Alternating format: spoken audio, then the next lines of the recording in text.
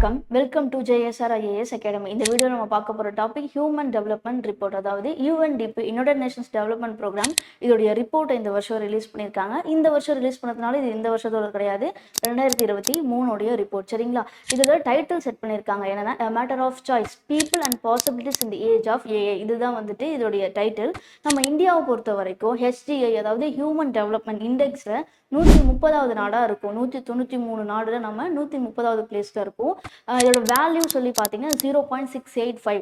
2022 நாம 134வது நாடாக இருந்திருப்போம். சரிங்களா? அடுத்து ஹெல்த்தை பொறுத்த வரைக்கும் லைஃப் எக்ஸ்பெக்டன்சி ஆயுட்காலத்தில் நம்ம 72 ஆண்டுகளாக உயர்ந்திருப்போம். 2022 67.7 இருந்திருப்போம். அடுத்தது எஜுகேஷனை பொறுத்த வரைக்கும் நாம expected years of schooling and mean years of schooling சொல்லிட்டு 2 விதமா இருக்கு. எதிர்பார்க்கப்படும் பள்ளி படிப்பு ஆண்டுகள் இதில் வந்துட்டு நாம 13 இயர்ஸாக உயர்ந்திருப்போம். 2022 12.6 இருந்திருப்போம். சரிங்களா? அது போல மீன் இயர்ஸ் ஆஃப் ஸ்கூலிங் சராசரி பள்ளி படிப்பு ஆண்டுகள்ல நாம 6.6 இருந்து 2023 6.9க்கு இம்ப்ரூவ் ஆயிருப்போம். சரிங்களா?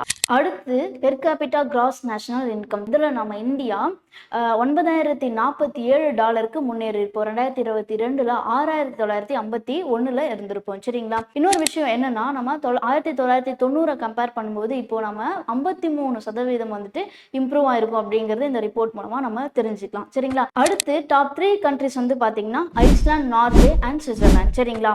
அடுத்தது ஜெண்டர் இன்இக்வாலிட்டி இண்டெக்ஸ்ல நம்மளோட இந்தியா 102வது நாடா இருக்கு. இதோட வேல்யூ அப்படின்னு சொல்லி பார்க்க போனா 0.403. 2022 நம்ம 108வது நாடா இருந்திருப்போம். அடுத்தது ஜெண்டர் டெவலப்மெண்ட் இண்டெக்ஸ்ல நம்மளோட value 0.874 and multidimensional poverty இண்டெக்ஸ்ல நம்மளுடைய வேல்யூ வந்து 0.069. இதுல இப்போ நம்ம இந்தியா எந்த ஸ்டேஜ்ல இருக்கு அப்படின்னு சொல்லி பாத்தீங்கன்னா மீடியம் ஹியூமன் டெவலப்மெண்ட்ல இருக்கு. அதாவது நடுத்தர மனித மேம்பாடு பிரிவு கீழே நம்ம இந்தியா இருக்கு. இன்னொரு முக்கியமான விஷயம் என்னன்னு சொல்லி பாத்தீங்கன்னா குளோபல் AI இண்டெக்ஸ்ல நம்ம இந்தியா அதாவது லோ அண்ட் மீடியம் கண்ட்ரிஸை பொறுத்த வரைக்கும் நம்ம இந்தியா டாப் 10ல இருக்கு அப்படின்னு சொல்லியிருக்காங்க. அடுத்து வந்து பாத்தீங்கன்னா 2019 கம்பேர் பண்ணும்போது 2023 நாம 20% AI ரிசர்ச்சர்ஸை வச்சிருக்கோம் அப்படின்னு சொல்லியிருக்காங்க. 2019 நம்ம 0% இருந்திருக்கோம். சரிங்களா?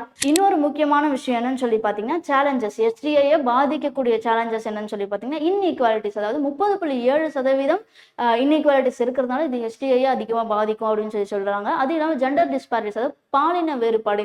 இப்போ விமன்ஸை பொறுத்த வரைக்கும் ஒர்க் ஃபோர்ஸில் நாம 41.7% தான் இருக்கும். அது இல்லாமல் பொலிட்டிக்கல் ரெப்ரஸன்டேஷன்ல ரொம்ப லேக் ஆயிருக்கும். ஸோ இதெல்லாம் தான் வந்து பார்த்தீங்கன்னா HDI பாதிக்கக்கூடிய காரணங்களாக சொல்றாங்க. சரிங்களா? இதில் ஏதாவது டவுட் இருக்கு அப்படின்னா கீழே கமெண்ட் பண்ணுங்க. நம்ம நெக்ஸ்ட் வீடியோவில் பார்க்கலாம். தேங்க்யூ.